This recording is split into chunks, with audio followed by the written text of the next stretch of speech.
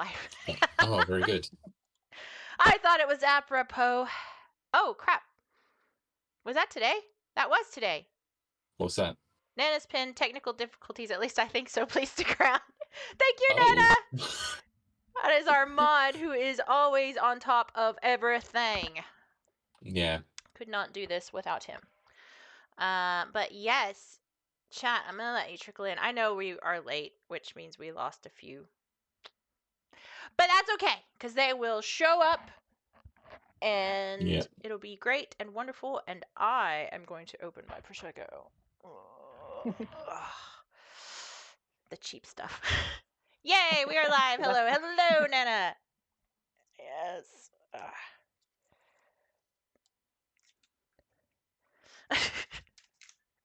Pete does not have a dog.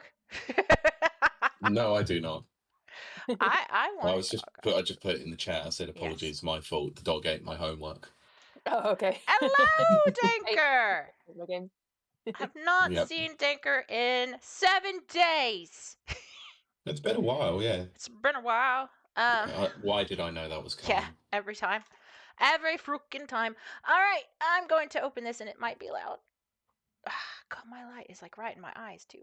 Okay, come on. Why is I always get terrified opening those. I know. It's going to go somewhere.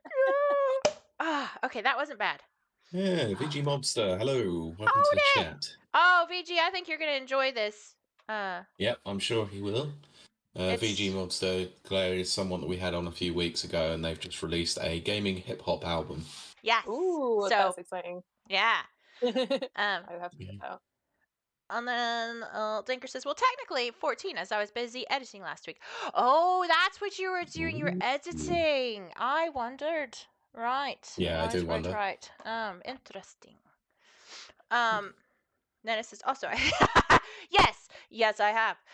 It's been one of those days. It's been one of those lives. I was getting messages saying, come on, hurry up. I need to drink. I was like, I need my wine. Yes, I only drink on Sundays. That's mostly. Fair. Mostly, yeah. Depends on what happens during the week, but yes. Right, I'm just going to run some sound tests. So, can I get a test from everyone? So, Claire, can you give me a 1, 2, 3? 1, 2, 3. Cardi, you know the score. Do you want multiple choice or true false? Multiple choice, I guess. It's because you said you wanted a test from everybody. Okay, well, that will do. That will do. Very good. That'll do, Pig. That'll do. It's been a long day. Yeah, it's been a long day for me, too. Yeah, I've been up since 7:30 this morning. Good evening. Ooh. Yeah, I had my brother and the kids round, so I was cooking roast dinner for them all. Why is that so bright? Mm. Man. Joys. I shall be back in a motion. I ate toast, which is not a surprise to anyone, because that's all I eat right now. I don't know why. I'm just stuck on toast. Eventually I will not be. But hello, chat. We have a very, very fun and very cool, and I don't even use that lightly, episode today, because Claire has... She got stories, man. It's gonna be good. It's gonna be very good. I love it that chat. They all say hi to each other. It makes me feel all warm and fuzzy. Much like Prosecco.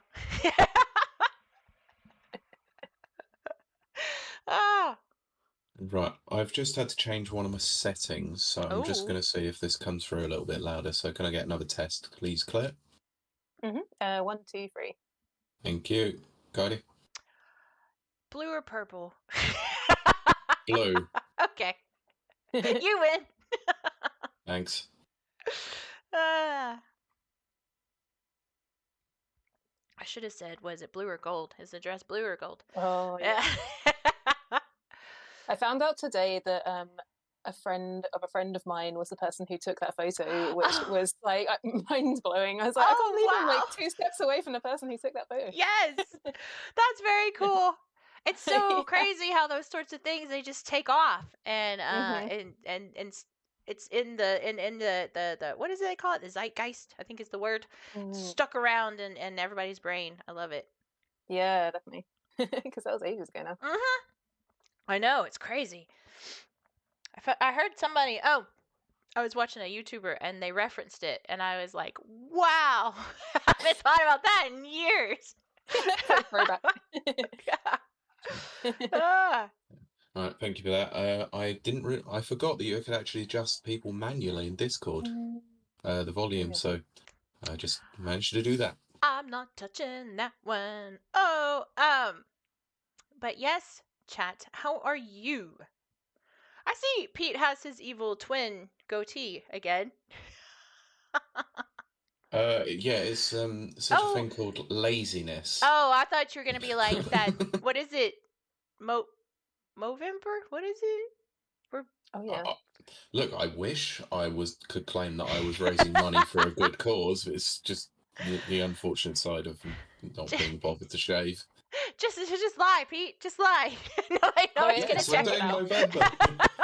Yes, I did November, but it's now December, so now it's just laziness. But isn't it it's December 1st, isn't it? I have no idea. Yeah, it is December 1st. Tanker said villain. Exactly. Chilling like a villain with his goatee. Okay. Have you got your test done, Pete? I have done the tests. Right. I think I scored well. Good. Mike says it's Pete Dastardly. Oh God. I love them. This is a regular occurrence for a Sunday. All I get is shit. Danker says I shaved mine as soon as it hit midnight. Man, Danker, that would have been interesting to see you with the I assume a mustache or full goatee. I would have shaved it at midnight if I wasn't still out until 1 a.m. and then wanted to just crawl into bed. Oh my goodness, that's late for you, Pete. I know. I was out for someone's birthday. Oh, very cool. It was 9 hours of D&D. Well, I mean, okay, I went through about 5 different emotions there. 1, D&D, yes, awesome. 9 hours, I can't sit still for 30 seconds. And also, but that's really cool. Also, did you drink? No, it's Pete. So that's all the emotions I went through. I drank tea and Diet Coke. That's some great drinking. Oh, right. Right. Okay. We're ready to get the show started. We are indeed.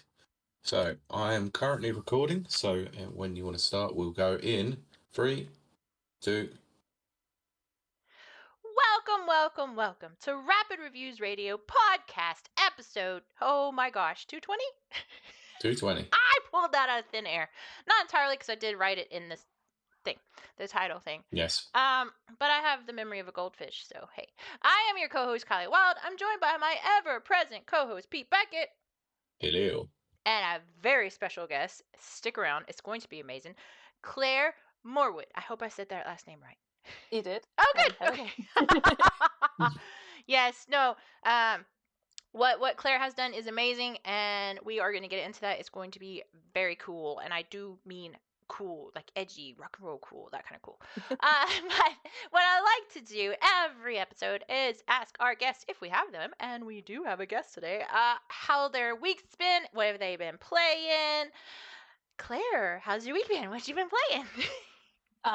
It's been good. It's been fairly chill this week. I've been playing Peglin, which is like a roguelike Peggle game. Yeah. Which is pretty good. Yeah, I got very into it for like a few days. Yeah, I would recommend it. Yes, I love Peggle, so I assume I would probably like that. Yeah. That's very cool. Pete, what about you? How's your week? What you been playing? Tiring, exhausting, very busy, but I did manage to get 2 games in on the docket this week, so one of them obviously we will talk in a lot more detail very, very soon. Yes. But I am very, very close to the end of Like a Dragon Infinite Wealth. I am literally on the chapter known as Finale. Well, let's hope that's the end. I thought the final chapter would be short. No, it is not short. A split party is once again split, and there are 2 different boss fights that you have to do. Right. But not only boss fights, climbs up towers. So it's Yeah, very, very, very long. It's been about 4 or 5 hours, and Wow. I'm gonna hope to actually finish the rest of it tonight if I don't pass out after this recording. Well, VG says Yakuza love. Yeah. Kiley, how's the week been, and what you been playing over on Twitch? So what I've been streaming, right? Yeah. I did. Wow, am I really gonna blank out? No, here we go. Okay. One day I did the usual. I'm pretty sure I did. No, I started with Gas Station Simulator, which is a game that I have actually wanted and wish listed for like ever. And then it went on sale in the Epic Store because I check Epic, CD Keys, and Steam like all the time. Of course. But it went on sale at the Epic Store, and so I went and got it. And I played it for the first 45 minutes on my stream, and I was like, okay, this is a game that I'm going to be absolutely obsessed with, and will be very boring for my lovely, lovely chat and watchers. So I cut that short and then played Hitman, of course, because that's what I do. I'm a Hitman channel, apparently.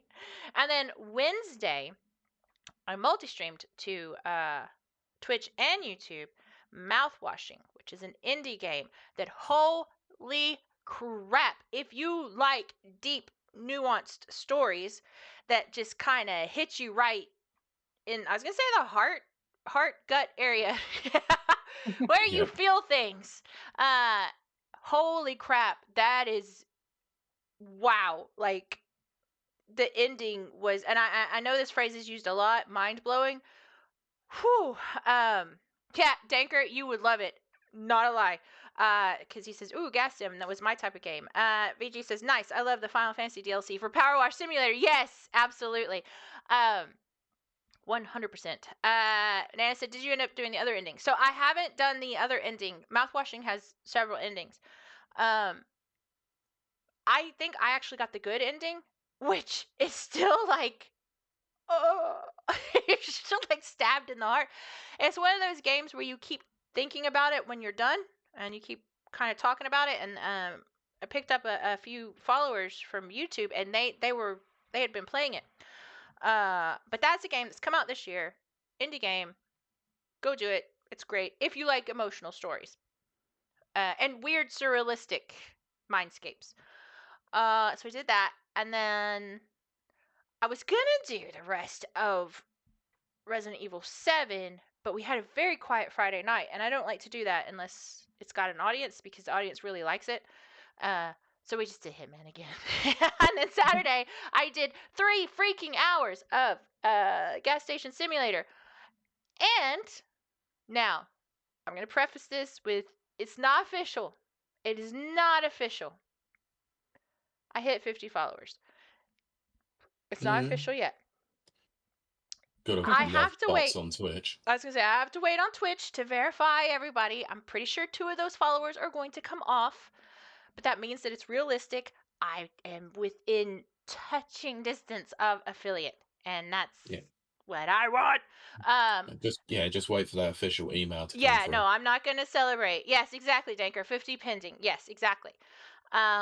And stuff. And yes, Pete says, if you have any questions for Claire about the game Asterism, feel free to add them to the chat, and we will either ask them at the time, if relevant at the time, or towards the end, which is a very good thing to keep in mind, because that's where we're going to head to next. Pete, I'm going to toss it over to you if you want to give us a little background on the game that we're talking about, which is Asterism, but even Claire herself, which I really want to pick her brain. Well, that's actually probably the best place to start, really, is to ask Claire herself. Let's talk Asterism. So, how did this all come about? Like, just creating this into a game?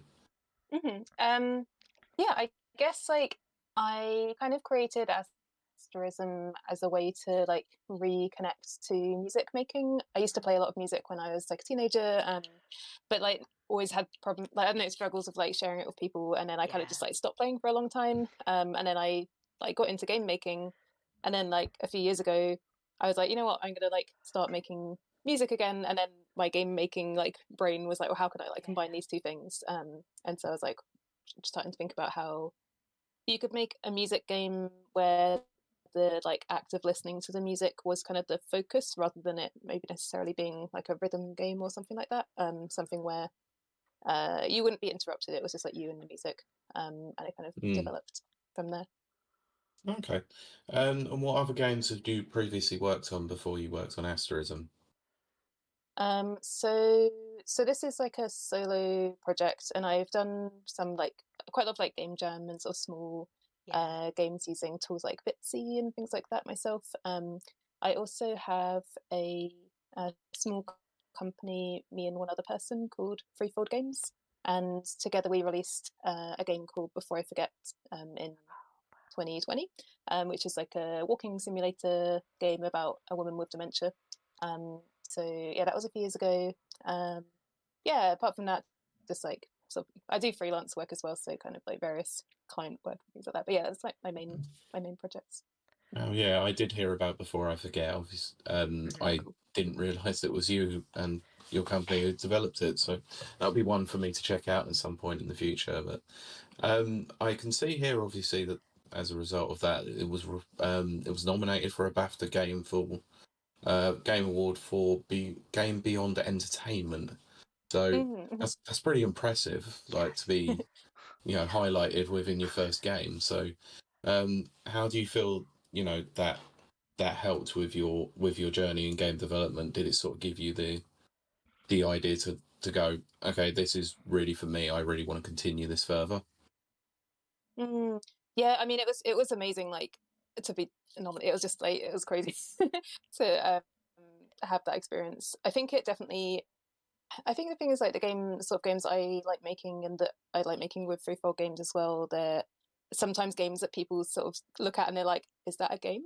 Is that like, because it just like doesn't quite fit in with, like, I don't know, some categories. So I think what it did for me was it kind of, I don't know, it made me feel like I would probably make these games anyway, but it was like nice to feel like they could be sort of like seen in the same like vein as these other sort of like larger games and ones that are more conventional in some ways. So yeah, it definitely probably helped me to think I could make like another game on that scale, that was sort of, I don't know, I could just go wild with ideas of what I wanted it to be. Yeah.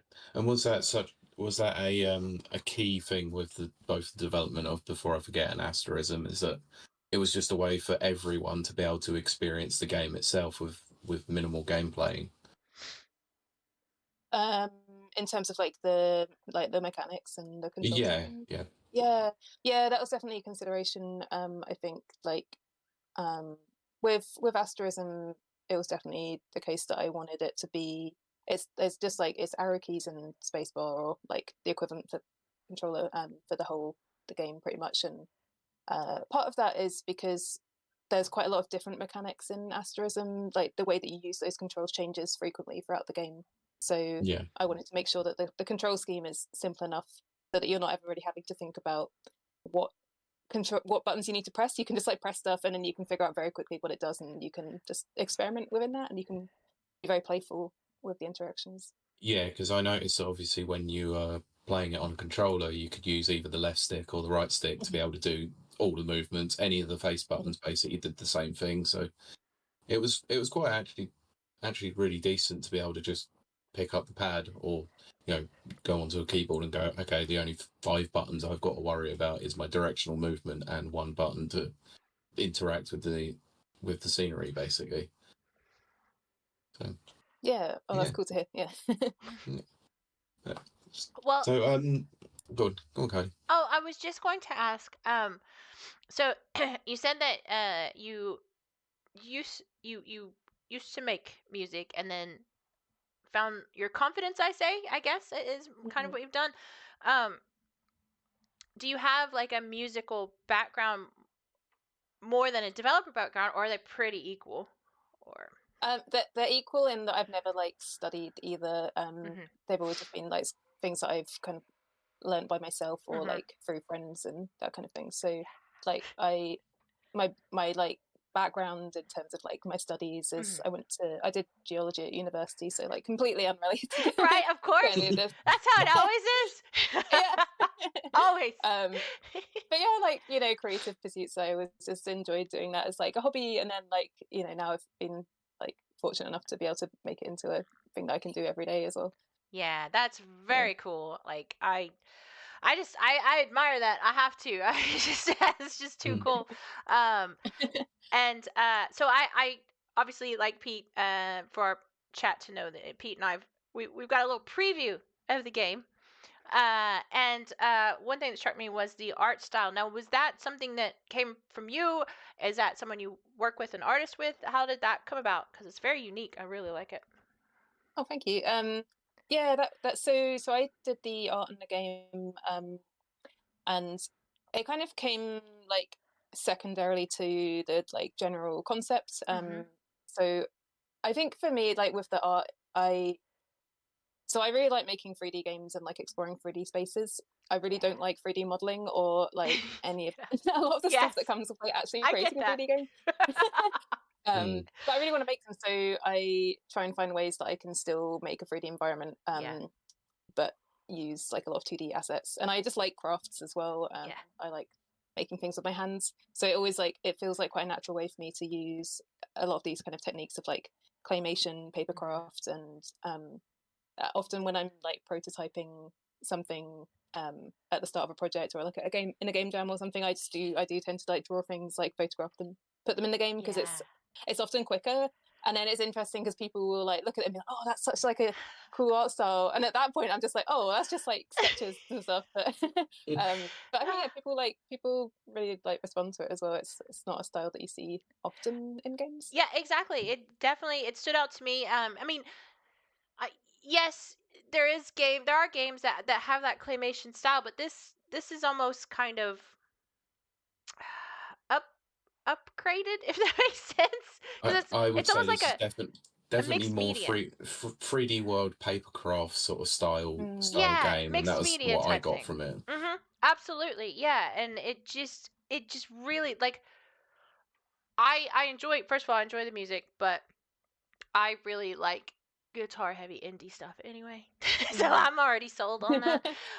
Which actually reminds me, so would you say that you have musical influences, and what would they be? Yeah, I guess, I mean, my favorite band for like a lot of my life has been Muse, so that's like one of my biggest influences, with like, I think that definitely shines through throughout this. Yes. Yeah, like you, probably a lot of like guitar-y indie stuff. There's a band called M83, and their first album in particular was like I don't know, there's something about it that just like the sounds of it just really like inspired me a lot for this as well. Yeah, synthy guitar-y stuff. Yeah. Right up my alley. So, Chad, if you're in that same boat, and I'm sure a lot of you are, it's good.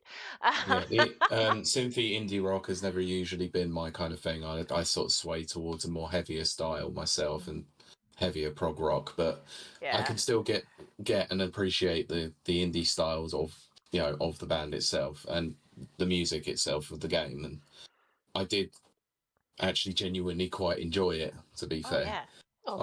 Despite it not being my typical thing I usually listen to.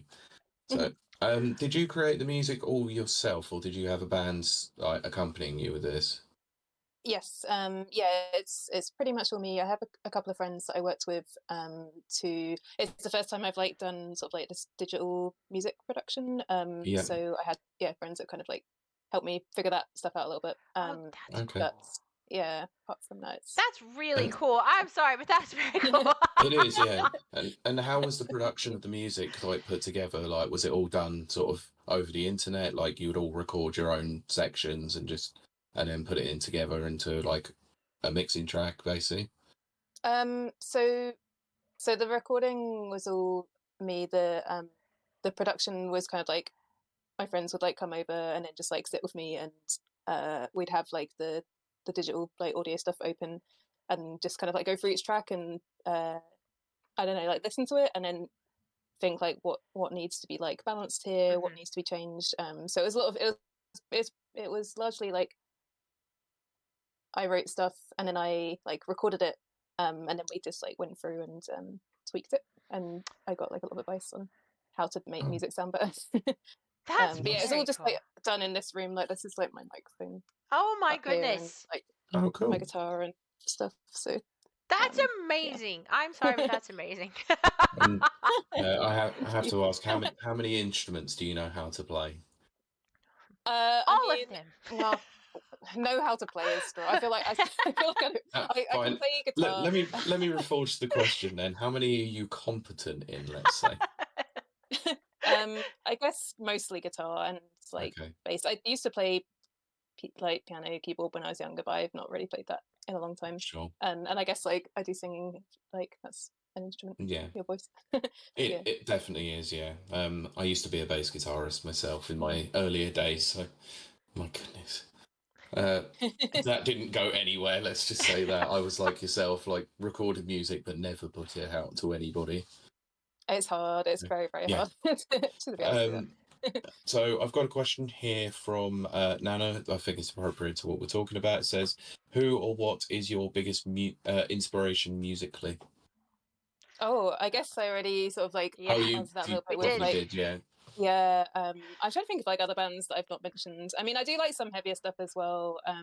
Like you were talking about like proggy, like heavy stuff, and I've been listening to a lot of like Tool this week. Oh, that's and I cool. like Oh, like yeah. They Stone are Age stuff. fantastic. Tool, Yes. Tool is ridiculous because, first of all, they sound great, but their phrasing is so strange and it's intentionally Yeah. off-putting, and yet you love it. So I don't know. It's Mhm. very cool. It's very cool. Yeah, But- I love their music videos as well. They're like claymation. terrifying in a weird way, but yeah, the claymation. Yeah. Yeah. they're incredibly surreal and Very. somewhat unnerving at the same time. But Yeah, because see, I really love industrial it too. So. was the 10,000 Days album that really got me into Tool in a major way, and it was mostly because I was playing bass guitar at the time, and it was like their bassist just acts like a lead guitarist, and it was the most ridiculous thing I'd ever heard. Yeah. Oh my goodness. It's so Yes. good. Absolutely. Yes. So, we talked musical inspiration, but do you have a artistic, like the style inspiration for the actual game art itself? For the visuals. Mm-hmm. I think a lot of my art influences come from like 90s children's TV that I watched when I was younger. There was like a lot of like claymation and like mixed media stuff that was like, I don't know, like it was just like what was on TV, but I guess like that was just in my brain for since then. And it's just, I don't know, like it's just weird. Like a lot of it's so strange and it is. We got obviously I grew up in the US. I now live in the UK, but I grew up in the US. But we got a lot of UK imports. One thing that we got was a show called Trapdoor.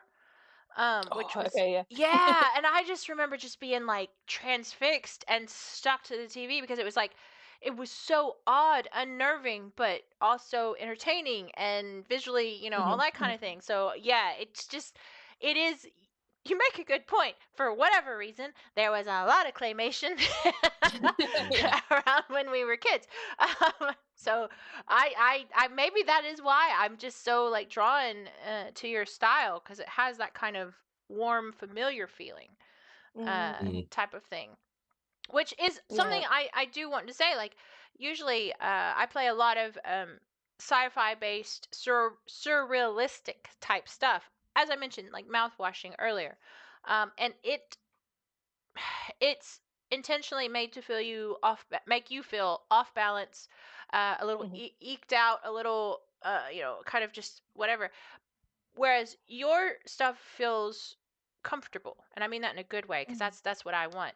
Like it's warm, it's comfortable. You don't feel, like, oh, if I open this door or whatever, my whole life's gonna be bad. It's like it's nice, and I really, really, I like that. After some of the games that have come out lately, I'm just like, no, this visual novel, I think was how it was described, and that is, yes, absolutely. So that's another thing for our lovely listeners and watchers. I know we have a big contingent that love visual novels. Yeah. I know, because I played them on my stream and they love them. So yeah, and that is probably exactly how I describe it. That's what it feels like. It feels like an adventure in a novel. That's also visual. But yes. So yeah, Pete, do you want to so I actually want while I to drink? delve into the actual game itself, and I want to start particularly at the plot. We're not going to delve too deep into spoilers, of course, but how did you come up with the initial concept for let's say, the album and the game itself? Oh, that's a good question. I guess there's kind of two strands of that where the first part, so it's like set in space, and I think the fact that it's set in space was like a big part of like the plot in a way, because I wanted to frame it around like the solar system or something that kind of like resembled the solar system. So you begin in the sun and you're kind of like traveling out from there. So that was actually kind of like useful in terms of I don't know, like some of the music writing and deciding like which songs went where, and if I wanted like a particularly like big song, because it's a lot of them are very much like based on planets and like places within the solar system. So like for example, with like the song there's a song in the middle that's kind of like basically Jupiter, and that's like it's big and it's like supposed to sound really like large and like this like centerpiece of the album. So plot wise, I think I wanted to like use that structure of like the solar system as a kind of like pacing almost. I get that. And then in terms of like more like the narrative, because it was like quite a personal project in terms of this like me trying to reconnect with, I guess, like this younger version of myself. That was always the way I wanted to take the narrative as well, with this like character who's I guess going on this like journey into like the unknown, but in this way that's sort of like reconnecting with part of themselves as well. And that sort of fed into these like parts of the narrative that happen in between the songs, and then like the narrative like that's in some of the lyrics of the songs themselves as well. Yeah, that really comes across, and that is something also I saw it described as a journey of self-discovery, which that checks all the boxes in my broken head.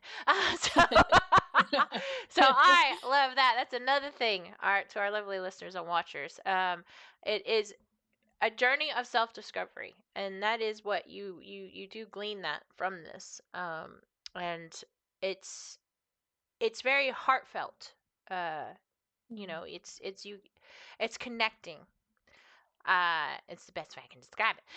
So that's why I was saying, you know, it was very warm. It was very, you know, you get pulled into it, as opposed to, you know, other things where space is cold and it's empty and it's really, really big, you know, that type of thing. This is not, it's not that. This is a fun journey we're on together. You know? Maybe fun, you know. Yeah, no, it's fun. As you say, a deep journey, but also fun. Yeah, but you also get the very sense of isolationism when traveling like alone down the path, because you have the broken communications with the two members of your team as well. Yes, I love that so much. Yeah, I think there's a lot of space games, and like I think like and space films and space like things, and I think, you know, that's like that's the reason. It's like space is such a great like metaphor and like place to have that kind of self-reflection. I mean, I guess it's been, you know, it's been done for like decades, but it's but you know, it makes sense, and like it's something everyone kind of like can relate to, I think, in a lot of ways. Absolutely, I think so. Yeah. But so do you have plans possibly in the future for not only expanding, you know, this kind of cinematic universe, but pursuing more projects that are kind of this you know, storytelling visual novel type thing? Is that kind of like I don't know that there would be like an Asterism 2, but I would definitely want to like explore more I guess like storytelling through musical gamey things. Yes. In some way, which I don't quite know. I've got like ideas for things to try out, but I don't have anything like solid yet. But I would love to explore that more and just make more music, make more games that use music in interesting ways. Well, in ways that I find interesting, at least. Yeah, right. Sure. Well, now this may have been already expressed. I've drank a lot of Prosecco, so bear with me. This is quite a normal occurrence. Yeah, it's just yeah. But are you releasing like the soundtrack to it as well? Because I know like usually like on Steam you can buy a game and the soundtrack. Is that going to be available or in the future, or is it currently? Yes, definitely. Yeah, I'm planning to release the soundtrack just at the same time as I release the game, and I am in the process of getting like a physical version of the CD made as well, which may or may not happen at the same time as but it will definitely exist like shortly after, if not on the same day. Pete is all about that physical media. He loves that. Based on the themes of the game, will there be a tape version? Oh goodness. Oh, I mean, there isn't currently, but I have thought about that quite a lot. I think I am gonna get the CD version like figured out, and then I might come back around, maybe like an anniversary edition or something. There you go. I mean, of course, like tapes are particularly difficult to find nowadays. Anyway, it's a bit of an outdated format, but they are making a return, so it might be something worth looking into. Goodness. It's fun. It's fun having like physical stuff. I don't know, having like this object and then you put it in a thing and then music comes out. It's crazy. That's it's not crazy. It's science, but it's honestly, it is strange because 5 years ago I was like, I'm not ever going to go to streaming music. I absolutely love a physical thing, but now Spotify has ruined my life. But there are certain bands that I still collect actual physical CDs for, and it's still just a piece of joy just to get a CD and just go, I can just go and play this anywhere, and it's, you know, it's sort of the same sentiment as people have with vinyl nowadays, isn't it? Where your sound quality is better, you're not going to have any like drops in audio quality or anything because it's just there on the disc for you. And I'm a big component of putting it in as well. Oh yeah. You know, it's like the same thing you get with a game where you just take the cellophane off and you just admire everything. Like, I think one of the greatest things about getting an album is just combing through all the different artwork that you get within the book and reading the lyrics or seeing stuff like that. It's what we used to get with video games where you could sit in a car for hours and just read a manual. Oh yeah. Yeah. That's for sure. See, Kylie, this is what you don't get with digital distribution. Yeah, well, I have lack of the patience. I just want to hear it and play it now. I'm the and you worst. Want it on midnight, and that's it. Yeah, exactly. I want it whenever I want it, right then.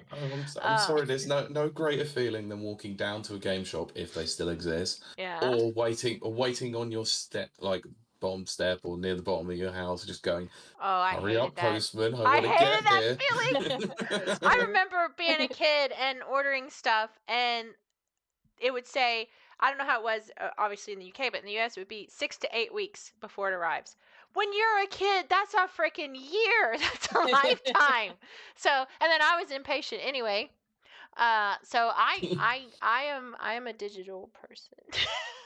I'm always the odd one out, especially at our age. I'm the odd one out. We don't shame those. Like, I love digital I think distribution. if it wasn't for digital distribution, games like Asterism and Before I Forget wouldn't exist. So fair enough. Can't argue with it. It has its upsides and its downsides like everything else. Yes. Although, I mean, I do very much believe in vinyl. I have an old record player from the 40s. Nice. And yeah, no, I love it. I love it so much. But that's because I'm into that retro futurism, the whole, Fallout mystique. I love that so much. And actually, it's Fallout, the soundtrack to Fallout, and I mean Fallout 3, Fallout 4, New Vegas, all the modern Fallouts, that got me into vinyl and into old music that I would not have really noticed, I think. So video games can be a launching pad for music interest in developing, a different kind of ear, than you would normally have, and type of things. I do really like the kind of marriage, I guess. I think that's the only word I can think of different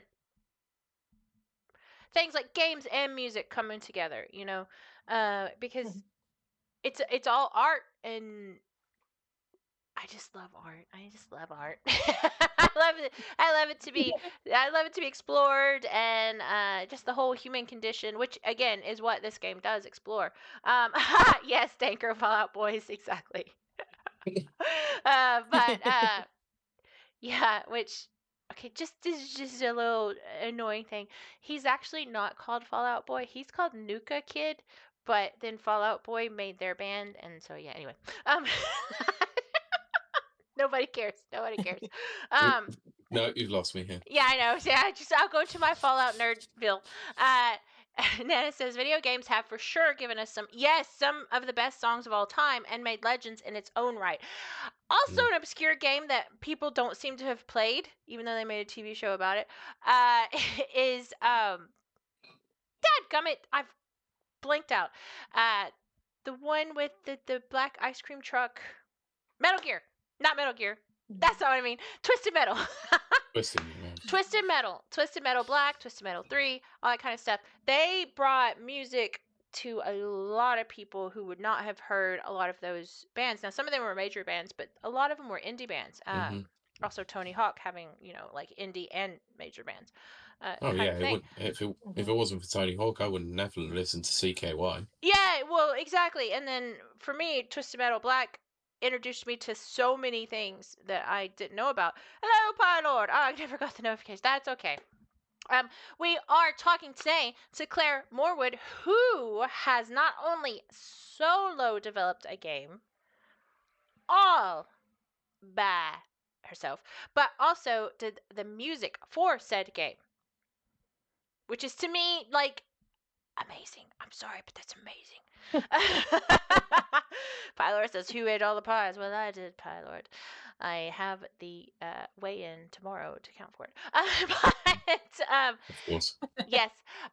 But when will this game be available to the general public? And is there a demo available? So yes, there is a demo available at the moment, which you can get on the Steam page for Asterism. I have not announced a release date yet, but I am hoping to very soon, because it's basically just like tying up all the like the final end bits now. So I'm hoping like early next year, without saying an actual date yet. Well, considering that I played essentially the beta release, I think it's pretty much ready to release it as it stands at the moment. But obviously, you know more than I do about game development, so I didn't get anything that was majorly game-breaking bugs or anything like that. It ran smoothly and pretty consistently the whole time. So, can Nana put a link to the Steam page in chat? I think Nana has permission to do that. I could do that. Okay, or Pete could do that. But yes, I do want to encourage our lovely listeners and viewers to go check this out, because not only are you getting very cool music, like we said, it's indie music. You can hear, and this is a good thing, like the Muse influence, that guitar riffs that are like, I don't know, they just speak to me. But you're also getting beautiful visuals, and you're going on a journey of self-discovery, which, again, I love that. I know a lot of you love that, because we've gone on discoveries together. So you need to go check this out.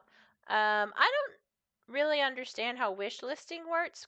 I've heard that that's a good thing to do on Steam.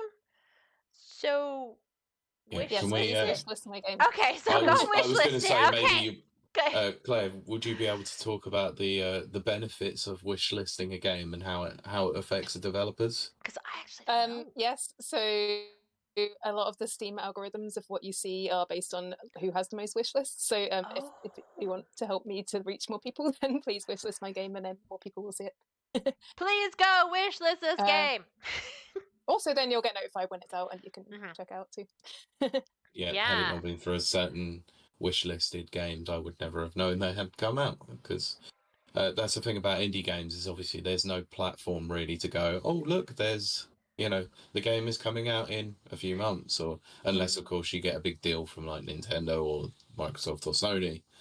You sort of have to do it off your own back. So wishlisting is obviously a major component of being able to reach your audience. Yeah, definitely. So yeah, please go and wishlist the game and go check the demo out. In terms of the demo, actually, that's available to the public at the moment, how much is available for them? Because obviously I got to play the full release technically. So yes, so the full game it's based on an album which has 12 songs. So there's like 12 kind of playable levels in the full game. The demo has 3 of those. So it's got this kind of intro level and then 2 more. Cool. Excellent. Thank you. I think that the demo is a very good launching pad, which is not a pun intended, but yes, for people to get in on this. And yes, please go wishlist it. Pilot says, "Is this a PC game?" Apologies, Claire. I am not a gamer. I'm just here to provide sarcasm, innuendo, and bad dad jokes, which is what he does do. But yes, not consoles, that's not the right word. What platforms? Thank you, Pete. What platforms is this available on? Yes, this is a PC game. Excellent. I know obviously there is more in work. the future, but currently So at the moment there is no plans at present to port this over to an Xbox or Steam or Switch or anything. Yeah, it's gonna be a case of like do this initial release and like see how things go, because it's just like me on my own. It's like I've worked with other people to do porting on previous games. There's no way I could do that like by myself as well as like making a release in the game. So yeah, we'll see how release goes maybe in the future then, because that'd be amazing if I could do that one day. Of course. And have you had much dealings with the Steam Deck? And if you have, how is it that you would be able to optimize a game specifically for that machine? Oof. Yeah, so Asterism runs on the Steam Deck.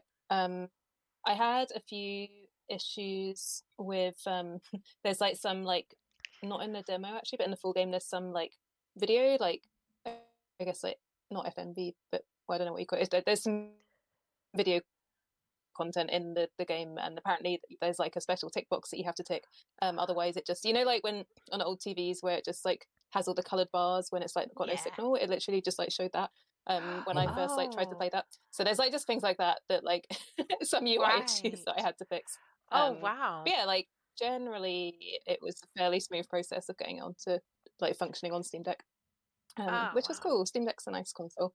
Okay, and did you have a lot of support from Valve or anyone within the community to help you optimize the game for the Steam Deck? No, not directly with like getting it working. I'm trying to think if I had any like questions for them. I think with Valve it's mostly just been the actual like Steam store pagey backend, that kind of thing, rather than the Steam Deck stuff. Well, that sort of leads me on to something, obviously, as someone who's not a developer of a game and having to manage everything sort of like that. How is the process of actually submitting a game for Valve to go and check before it's released? Yeah, there's like I'd say like, so you have to like create your store page and like put in all the content and everything and like all the pictures and everything, and it does take a little while to set all that stuff up. The longer part is you have to also submit your build of the game for them to kind of review, which is mostly them just like checking what you said on your store page, like if it's like controller support language or like all those sorts of things, to making sure that what you've said is accurate. And that can take some time because you have to like send them your build, and then they can, I think it's like 10 days or 2 weeks that they can take up to get back to you. And then they might have like things that you have to fix, and then you have to send them a new build. And so if you are making a game for Steam, I would leave like a month minimum, like hopefully longer, between like the point at which you think you've actually finished your game and the point at which you want to release it, just to make sure that you have enough time to do that whole process. That'll be my, just leave as much time as you can and like get it set up as early as possible. Yeah.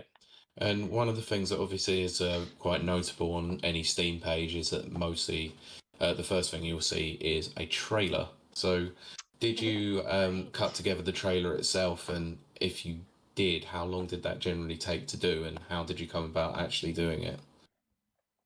I think it took like half a day to maybe a day of like putting that trailer together, like from kind of start to finish.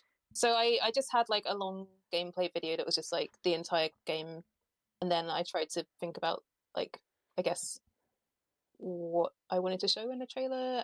Cool. It's interesting with this game because it's like a music album. I was like trying to figure out if I should go more down the like I'm promoting a music album or I'm promoting a game, and like how I was even just like with how I'm gonna do like the audio for the trailer. Like, do I have like snippets of lots of different songs? Do I just have like one song? But yeah, I tend to use like Microsoft Clipchamp for all my video editing, which is a bit limited in some things, but actually I kind of like the limitations. Yeah. Like, it's pretty good. I use For, like, them as spiritual- well. Yeah, it's cool, and I like all the like weird effects. Yes. Yep. It's like the glitch effects. Yeah. Absolutely. Well, I have a question because, you know, I'm coming at it from a streamer point of view. But how does like the whole like music, you know, music rights and stuff like that, is that a completely separate thing, or Question. yeah, how does that go? Like, cuz The music rights in terms, yeah. Cuz like Twitch of, and like, YouTube, they just get after you. They're like, "No, this belongs to somebody else." And it's like, "But it's in the game." so like if someone was streaming it and then Yeah. like I'm gonna be honest, I don't really know a whole lot about like streaming and Right. like Twitch and things like that. So I'm not sure. I guess. So what have you had like problems before where you're like streaming something and then they're like, oh, you can't use that audio because it's someone else? Oh, Yeah, okay. they'll mute that whole section in both YouTube and Twitch. They'll just mute it, and it's just like, well, but it's in the game. There are certain games with licensed music now that will include streamer modes as well. That's true. Well, that is something I should look into because I didn't know about this. So, well, that's on the job training. So, question, yeah. Yeah. We're all learning together. Yeah. And also a welcome back to Danker, who lurked and then unlurked.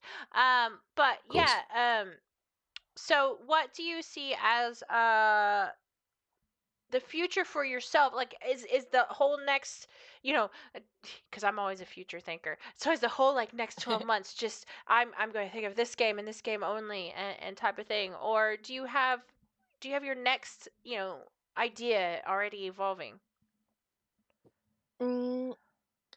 I guess it's going to be a combination, and it's like realistically it's also going to depend on like how well it sells as well, because if I probably am not going to be able to afford to just like have a whole year of like focusing on this game. Makes sense. That'd be lovely.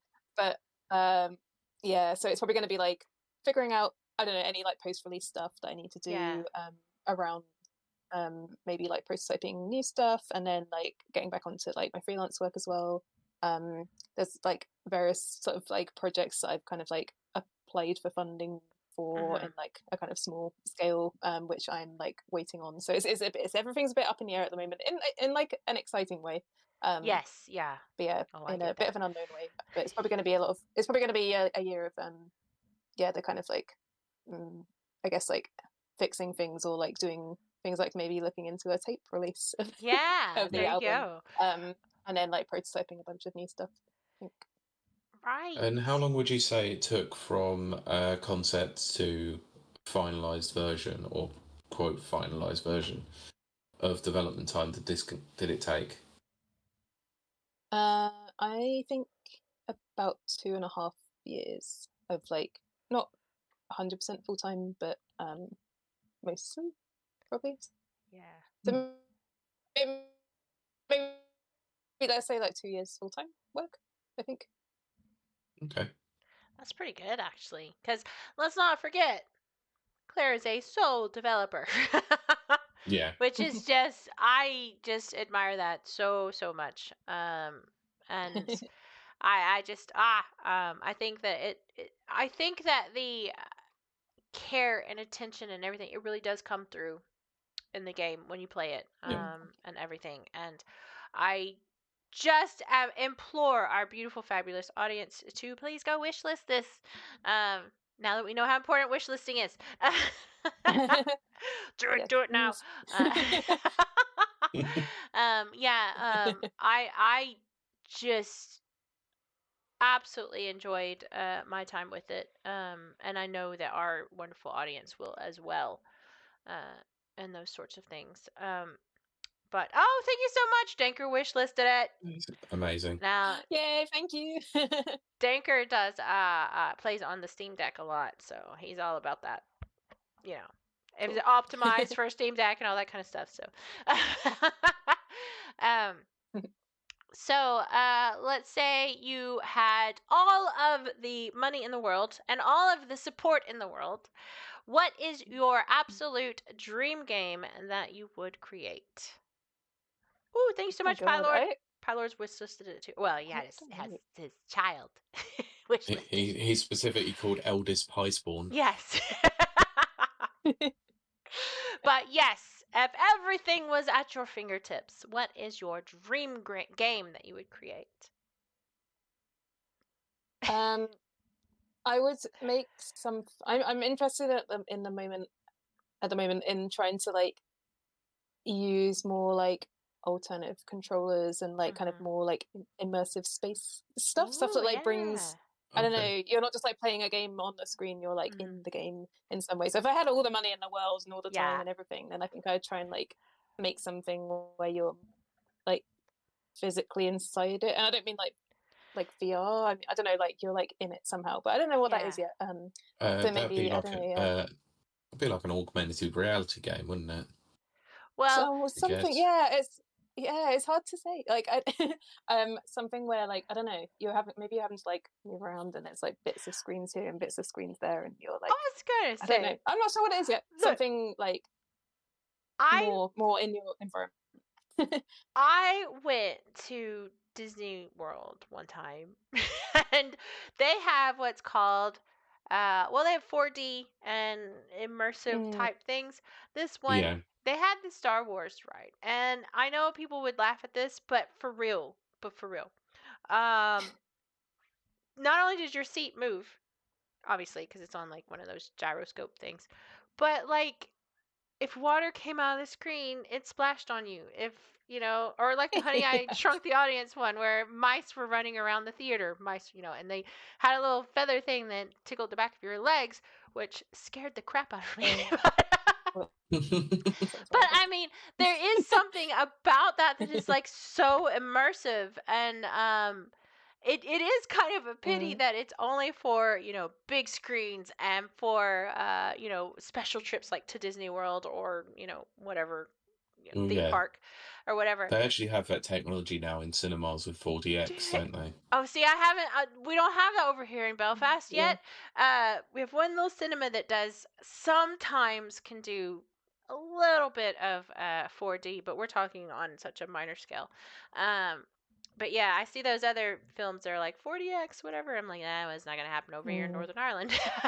But one day. Yeah, one day. But to kind of bring it back to games, I mean, to be fair, now Pete and I've discussed this. I can't personally do VR. My eyes are wonky, so I can't really perceive VR as well. But if there was some kind of like immersive game like that, I mean, I guess you would have to be like a game pod. You'd have to like hop into a little pod and just be fully immersed or something. Yeah, this is the thing.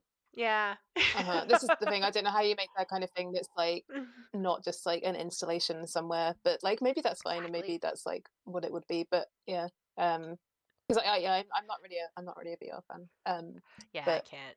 I think that there's some interesting things in that, like a crossover with even like theatre and stuff. Like there's like, a lot of really cool like immersive theatre stuff going on these days, and which is like been super influential for a lot of the way I think about like games and interactive spaces as well.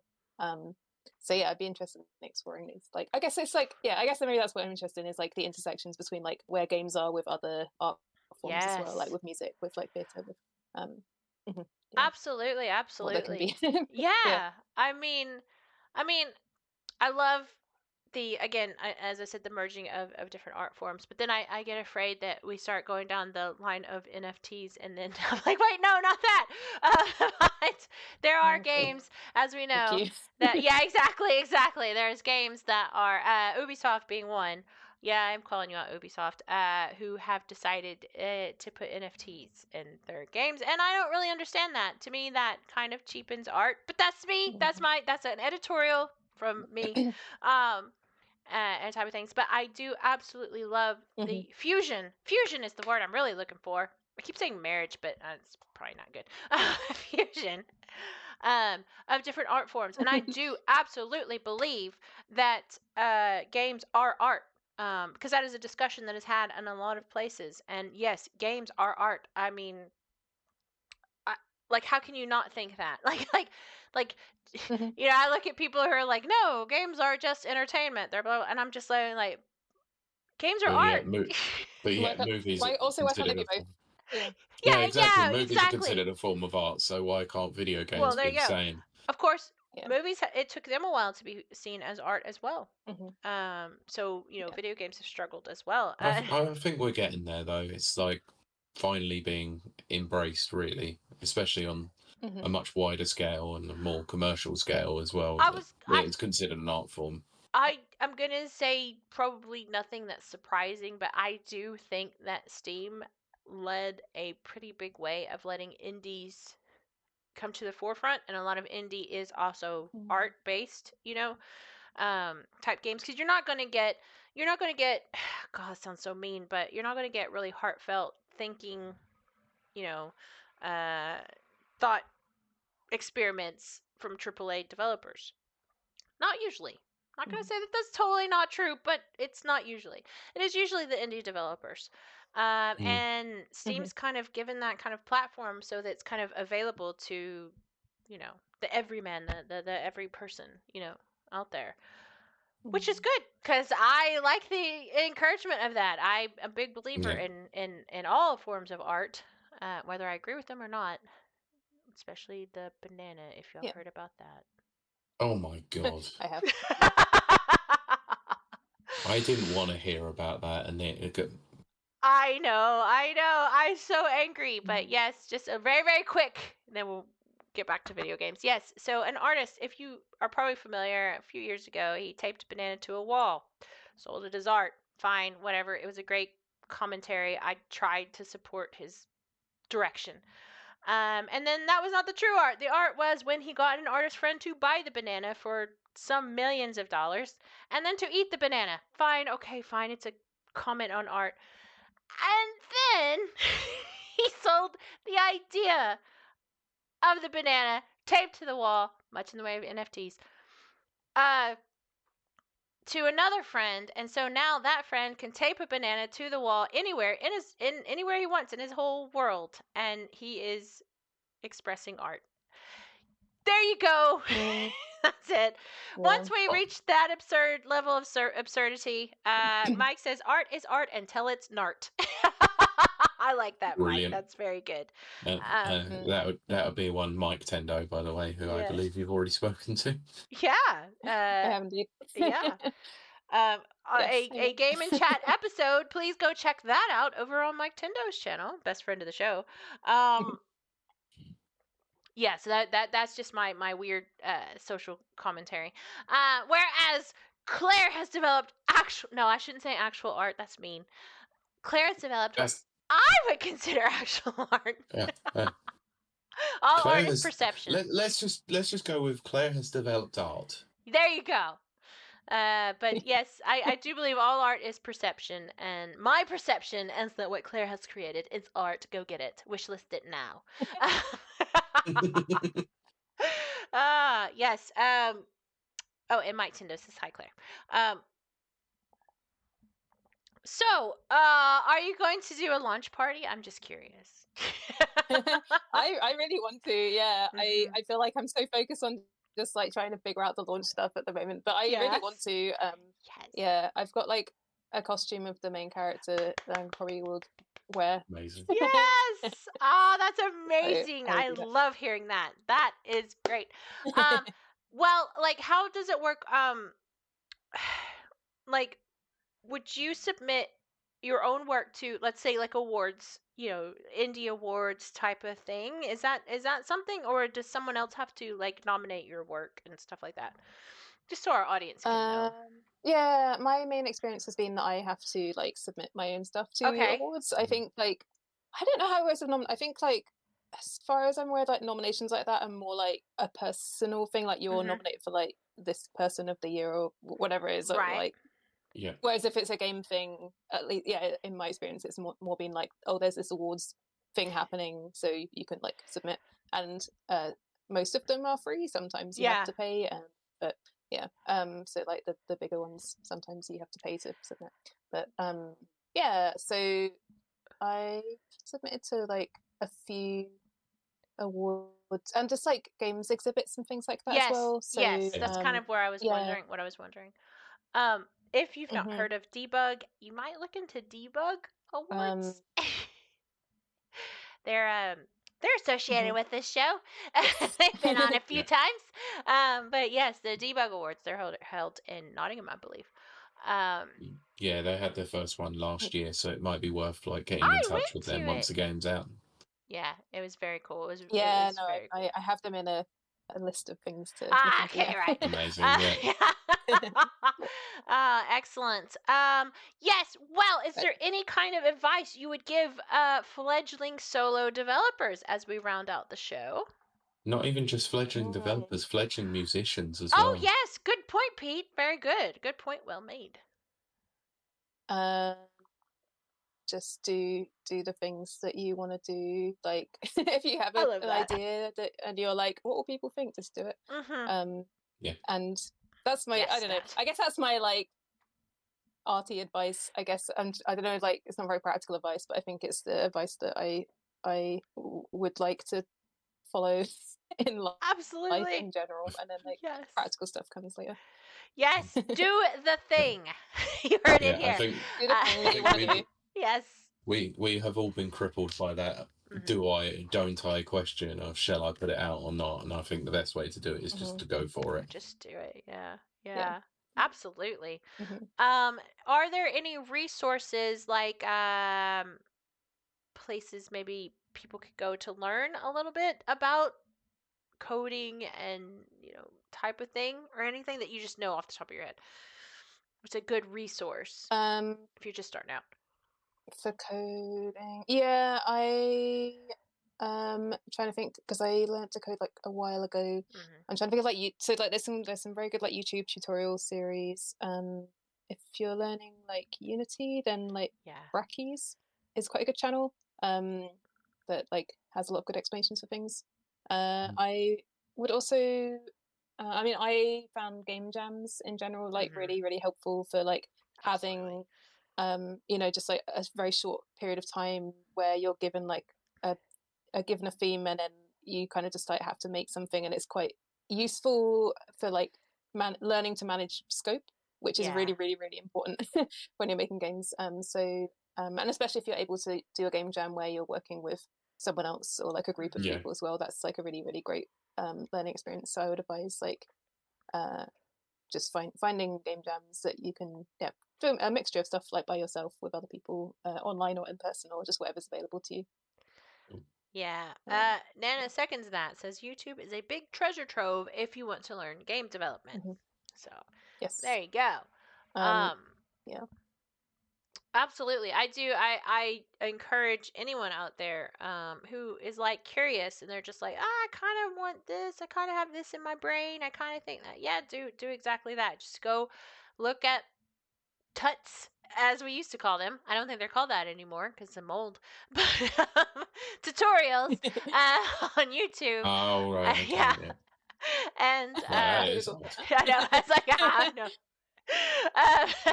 You can tell I taught myself a lot of things. But yeah, and do that. And we, like, I'm speaking for Pete now, but we cannot Nobody wait. speaks for me, but go on ahead. Yeah, no, I know that we here at Rap Reviews can't wait to see what you have in store, in the future. This as well, just, I think it's just gonna, I just think a lot of people are gonna be moved by this. I do. Guys, you gotta go wish list it. It's really, it's good. It's something good here. We got that magic. It's there. It's there. Yeah, please keep us informed when the release date is out, because we will promote the living hell out of it. Yeah, we will.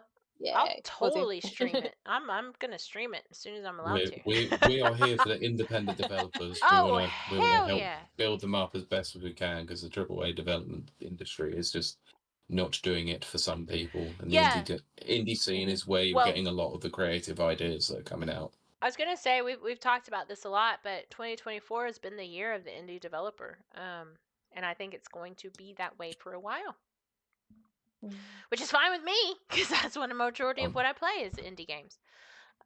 Yep, I'm fine with that. Yeah, absolutely. I'm getting some great experiences over the last few months from playing indie games. It's been brilliant. Absolutely. And then especially here in the UK, to have that kind of network of other indie developers, and it's just, I just really, really, I just love it. Yeah, I think the future, especially, I say UK for our listeners that maybe don't live in the UK, because I'm here and I'm centralized here, and that's the people I interact with the most. But I do believe that the UK indie scene is set to just explode in the best way, not in a bad way. And I look forward to it. I know a lot of people are. AAA has failed us, which is something we frequently say over here on Rap Reviews. But we do love our AAA games. I'm not saying that. I'm just saying that the indie developers have really come to the forefront this year. Yeah. And things. Absolutely. Yeah. Claire, do you want to? Oh gosh. Yes, we do. Pylor says we need an on-screen wine counter for Kiley. Yeah, we do. That's coming in the new year. But Claire, do you have? What is the current count? To be fair, look, I've still got, like, me. What? Yeah. I went slow. It's like 3 glasses. But 3 glasses in an hour and a bit. Yeah, that's slow. That's slow for me. Well, for you, yeah. Yeah, for me. But Claire, what advice do you? One last piece of advice, and we'll close out the show. We'll have a lovely post show. But one last piece of advice would you like to give anyone out there about anything? It can be about anything. Yeah, how to cook an apple pie. I don't care. I don't know. Go for a walk in nature. I love that. I don't do it enough. So I want to give my advice to myself as well. I'm always like sitting here like, I should go outside, and I don't. So I know, same way. No, honest. As someone who spent a lot of time indoors, and then COVID happened, where I got forced to do exercise because I had to. Going to experience the countryside and going to experience the outdoors is actually a great palate cleanser. I'd highly recommend it. Mm-hmm. I spent 3 hours playing Gas Station Simulator today, so I have to second that. Please go outdoors. Don't stay indoors. Yeah. Oh yes, Pylor, go for a walk in nature as a naturist. Yes. Oh, for God's in the nude. But I think that's gonna not quite wrap this episode up, because Claire, out there in that wide expanse we call the internet, where can they find you and connect with you, if it's possible? Yeah, I'm on Blue Sky at Shimmerglitch. I'm on Instagram also, Shimmerglitch. And I have a website, shimmerwitch.space, which I changed it anyway. And then that's basically the main ways of getting in touch with me if you would like to chat about anything, say hello, whatever. Yeah, that's it. For those who are watching live, I'll post those later, but for those listening, they will be in the description of the show notes for you. Absolutely, which is good, because I've drank a lot of Prosecco and I won't remember until I read those show notes. But that's someone reads the show notes. Yeah, well, I have to see my name there every week. But Pete, what about you? Where can they find you outside of this lovely arrangement? I mean, you can find me manning the Twitter. Yeah, because I ain't going on Twitter ever. I'm done. Yeah. Yeah, I know. It's still there because I'm trying to reach as many people as possible, but we also have a Blue Sky account, so at our Radio Pod or Rapid Reviews Radio. Other than this podcast, you can hear me talking movies and TV shows on the Never Watchers. Agatha All Along has come out today, so we're done with that, and we've decided our next movie because it's December. We're doing a Christmas movie, but we're not going to tell anyone what we're doing yet. So, yeah, you can check that out on some good and some bad podcast players, but we won't talk about those ones. Kylie, what about you? Where can they find you? Well, I'm definitely not on Twitter. No, I mean, technically I am, but, like, I don't do anything. I don't, it's a place of ill repute. But, I am, on Twitch. Again, technically I've reached 50 followers, but not officially. So if you would like to come follow me on Twitch, please do that at twitch.tv/KILEY_WILDE. Join the Wilde Bunch. We are a Wild Bunch over there. On Mondays, we stream FPSs called Mayhem Mondays. On Wednesdays, we stream weird games, and there have been some really weird games. And on Fridays, like mouthwashing. Yeah, exactly. But again, if you like emotional roller coasters, there you go. And it's an indie game. But also on Fridays we do Frightening Fridays, where we do horror games. And we are currently doing Resident Evil. I keep wanting to say Final Fantasy 7. It's not. It's Resident Evil 7. And then we're probably going to do Resident Evil 8 afterwards. It's a lovely jaunt because I grew up in East Texas. Resident Evil 7 is set in West Louisiana, which is, they kiss like this. They do kisses. So it's very familiar to me, and my dadgum accent just comes right out. Bylord says you can find me hiding in the bushes with the binoculars. Yes. Seems appropriate, Pylord. But that also, you can come and enjoy Pylord's humor. And Nana is our mod as well over on KILEY_WILDE. He keeps things running, and all of the lovely people that are in chat today, they come and visit me as well, and they keep me entertained, which is always wonderful.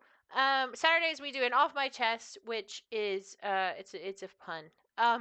But it allows chat to talk about anything and everything they want. You can ask me personal questions, and it is just not, the only restriction we have is that you don't hurt anybody else. That's the only thing I care about on my channel. No hurting other people, but you can talk about anything. And there you go. Mike Tendo says, plays horror games or plays games horribly. It's one of the two. Yes, and it's usually the second, the latter. Yeah. But, or it's I'm gonna do Frightening Friday, so a horror game, but goes and plays Hitman. Yes, well, I will say, no, Pete's not wrong. Because I am a Hitman channel. But I tend to kind of hang around and see if chat's gonna, show. Fridays are notoriously bad for streaming because people have lives or something. I don't know. I don't have one. So, but apparently people do things on Friday night. I didn't know. So I know, it's just concept. I know, right? What? What's a Friday night and going out and doing things? I play video games. I don't do anything. So if our audience isn't there, I like to save the good games for when they're there. I'm also over on YouTube. Please come follow me on YouTube. Because I'm almost at 100 followers. Which is, I know, people in our chat have, 4,000, 5,000 followers. But I'm like, ooh, I have 105. I'm almost at 100 followers. I'm so cool. God, Mike, that is the most British joke you can make, Jesus. Pilot says no hurting unless you have a safe word, which is always pineapple. What does that mean? Lee Mack is a comedian, isn't Yeah, it says not everyone is Lee Mack. He was in a show called Not Going Out.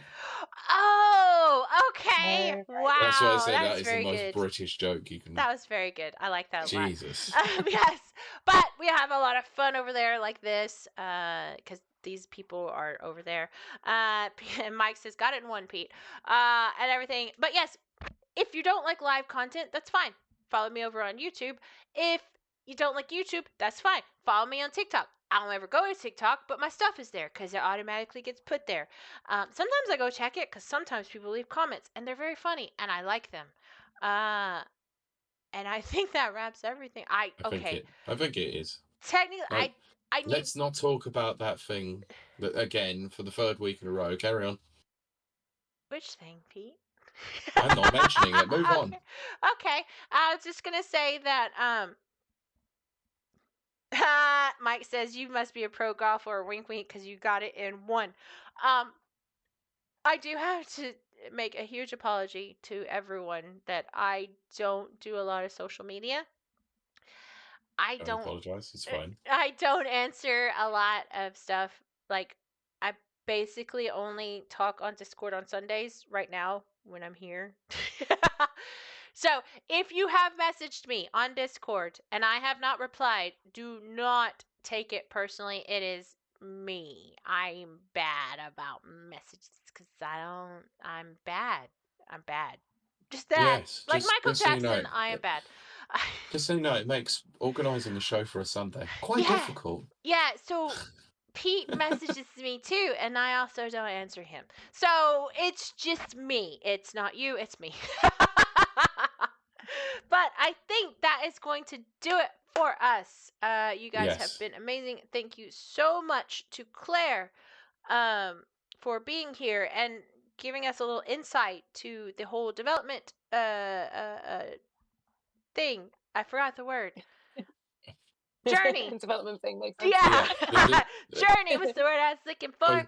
And the development and musical journey. Yes, exactly. Oh, through the cosmos. There you go. Through the cosmos. Which is a very Thanks so much for having me. Thank you for coming on. We really appreciate you taking time out of your schedule to talk to us. And for our lovely, beautiful listeners on the podcast, if you join us over at twitch.tv/rapid reviews, after we say goodbye, we're going to actually still be streaming on Twitch where you get to talk personally to Claire or whoever a guest is, but today it's Claire. Mike says, Kylie ignores everyone equally. It's true. Just ask Pete. It's not a personal thing. I don't like talking. Too many voices. It's the most accurate comment I've seen today. Well, there you go. But I think that is going to do it for us on this part. Again, stick around, our lovely watchers, because we're going to do a little wrap up on Twitch. But I think that does everything. Yeah, that's everything. Yes. So we will see you and talk to you next week. Bye. Bye. Thus ends the podcast portion of this show and begins our little bitty after show. Should I finish the bottle of Prosecco? I might. But I really do hope our wonderful, beautiful, fabulous audience has wish-listed Claire's game because it is amazing. I'm just saying. One thing I forgot to actually ask was if I already own the game, so thank you for sending that here across. Is there a way to make a direct donation outside of buying the game? Oh, that's a good point, actually. Oh, I am going to be selling it on itch.io as well, so I guess in theory you could purchase it there. Cool. How about I purchase it and do a giveaway on the show? Yes, do that, Pete. Do that. That sounds great. That's what we should do. Yeah, because I don't want to take money out of your pocket for developing No, the game. we support our indie developers big time. Exactly. Yeah. Yes. A giveaway is a perfect idea. That sounds good. Yeah, you have to let me know when it's in fully released so I can do that. Will do. Thank you. Oh, thank you. If I make Twitch affiliate, I'll be doing a giveaway, but it won't be ready. I mean, it won't be full release by then. But I'm still gonna push the demo. That's what I'll do. Everyone play the demo. Play the demo. Do it now. Right now. Yeah, right now. Go right now. Well, don't worry about us. Show's done. We've already got your views. Yeah. We're here every Sunday. Your views already counted for this week. Yeah, there you go. Pilot says brown paper bag, Pete, with non-sequential and marked bills. No, I like them sequential and marked. I never really understood what that meant. Thank you, Nana.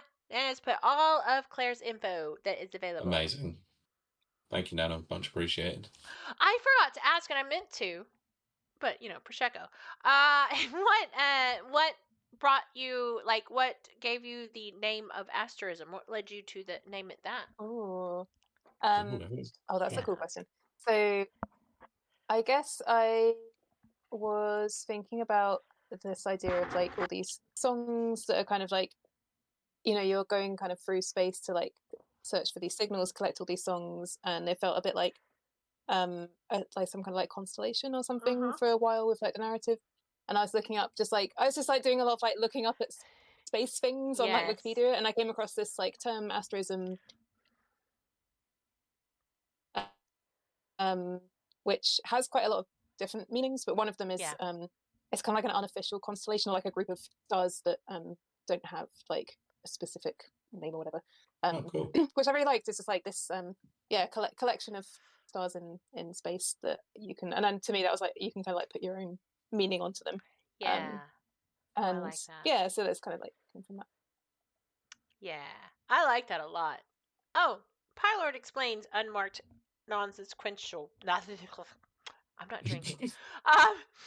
Pilot says it makes it harder to track them, so if they're stolen, they're easier to spend and launder, allegedly. I probably shouldn't tell someone who works in a department to do with money laundering something about that. Oh, Pete, that's true. That's why you hate NFTs, because that's all they are. Yes, it's also why cryptocurrency is also a huge problem as well, to some degree. I know we just lost all the crypto bros, but I'm so gutted and sad. We should release NFTs. What are we, Futurama, doing episodes about NFTs 2 years ago? That's what's crazy. So I have an obsession with Futurama. We know this is not new, but this recent season, the latest one they released, is like they released it this year, but it's everything based on like 2 years ago, which is weird because it's NFTs, and then one's a cryptocurrency episode, and then I don't know. There's a couple of others. Oh, and the Fire Festival. What? Why? That's like 5 years ago, and they're doing a pun on Firefest, and it's just wait. That's what it's called, fire, right? You know what the good old fire. Yeah. Mike says, "Hey, fortune favors the brave." No, fortune favors the bold, of which I am. Brave is bold. There you go. I try to be open-minded to all forms of art. I love art. Art is a language unto itself. It's a universal language. Because you can look at art from 10,000 years ago, and that's not a joke. I'm talking about cave art. You can feel exactly what that artist. Oh my gosh! So I went to Pompeii last year. Was it last year? 2 years ago? No, it was last year. Okay, sorry. It was a lot of wine. But anyway, so they had this recovered piece of fresco. I mean, that's all Pompeii is these recovered frescoes. But this particular one just stood out to me, and it is a painting of an older gentleman, and you can see the individual brushstrokes of the beard, and just this like existential crisis hit me. I was like, that's like 2,000 years ago. An artist used a brush, and when he was painting that, he didn't think, 2,000 years in the future, somebody's going to be standing in a museum looking at this. It was, I'm doing my job. This is my, my piece of art. And you could see the individual brush strokes, and it just, it's like suddenly I'm like, I am that person 2,000 years ago. Does that make, I mean, that's kind of weird, but you know what I'm saying. It is a universal language, and stuff. I just love the fact that art is completely subjective. One person's like might be another person's absolute hate, but the fact that you can have a broad and varied discussion about art is just something that intrigues me massively. Absolutely. I do like what Mike says, which, yes, I did keep singing that the whole time. If you close your eyes, does it almost feel like you've been there before? Which, yes, the sentiment of the song Pompeii is exactly what I was experiencing. It's so weird because these people 2,000 years ago were us, exactly how we live now. Society, flushing toilets, hot water, very modern society. And so they had the extra leisure time, to create pieces of art, because that's what, art comes from, leisure time, type of things. Societies that have, allowed for that. And it's like you can see his brushstrokes. Anyway, that's me in my existential crisis. Oh my gosh, Pie Lord. Fortune favors those who sell feet pictures on the internet. Like Lily Allen, who's made more money selling feet pictures than she ever did with her music. That's not a joke. That has actually been reported. I did, yeah. Yeah. She just turned her feet pictures into NFTs. No. No. Oh my goodness. But yes. Yes, chat, if you would like to ask any more questions of our wonderful guest. Yes, no, don't remind me of that. It's really that Lily Allen interview is actually very good and eye-opening. People pay for crazy things. Anyway, if you have any more guests for our actually amazing guest, throw them in chat before we wrap up for the evening and stuff. And what dictates art? What is art? Art is whatever makes you feel. That's my definition. My definition does not matter. It's what your personal definition of what art is, and stuff. Kind of like what Pete was saying. But yes, I think that if anything makes you think and feel, it's art. And people laugh about that, but I've mentioned it before. Halo 3 is probably one of my favorite video games ever. There is a scene in Halo 3 where Master Chief rescues Cortana. It's the second time I ever teared up on a game. Obviously, the first being Final Fantasy VII. All of us did. I don't need to explain that scene. But when I watched that scene, it hit me. I was like, video games are absolutely art, because I just got moved by pixels on a screen with beautiful writing, beautiful music, and everything like that. So for me, that was the kind of life-changing moment where video games became art, type of thing. Again, it's a personal journey for everyone, and everything. Pete, I assume it was Final Fantasy VII. What, the game that first made me cry playing a video game, or realizing it was an art form? Yes. No, because I actually played Metal Gear Solid 1 before I played Final Fantasy 7. Yeah. And Meryl dying was quite savage. Now that is true, but I have to agree with Pete in that Final Fantasy VII was the first time I cried at a video game. Oh my gosh, yeah. It just like, bam. And then Halo 3 would be the second time. And then there's been several, mostly indie games, that have made me cry since. Nana says, could be worse. Could tear up at romance manga like I do. Hey, it's whatever moves you. It's whatever moves you. I started watching, and you can laugh. I'm okay with that. You may laugh at me if you wish. Our Flag Means Death, which is a pirate show, but it's got a little bit of a romance to it. And I cried like a baby. So it's whatever moves you, Sometimes a sunset can move you. And to me, frick yes. Like, oof, yes. Like I was in Rotterdam in June, beginning of July, and every night I sat out and I watched the sunset. It didn't set until like 11 or 12 at night, like midnight. It was that long. It was so beautiful. Like I was just like, I couldn't, like, no picture I took could capture the feeling in that moment. And it was just like, this right here. This is it. The beauty of living. Yeah. Mike Important says to experience those things. yeah, exactly. Oh gosh, yeah. Mike says Spiritfarer is a very moving game. Now I have seen like scenes from it, but I've not played it.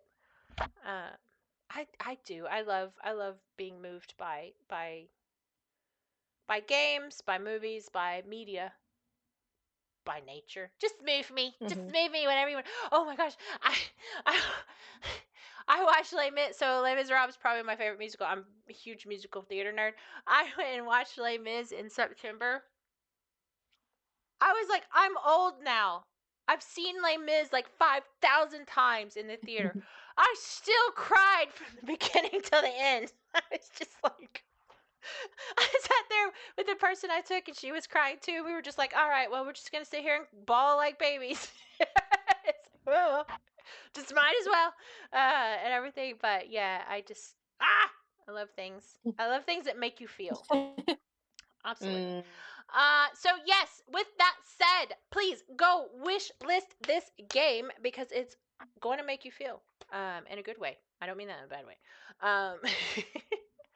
And I think that keep your eyes and ears peeled for what Claire has in the future because I think you will not be disappointed. That's just me. That's just my opinion.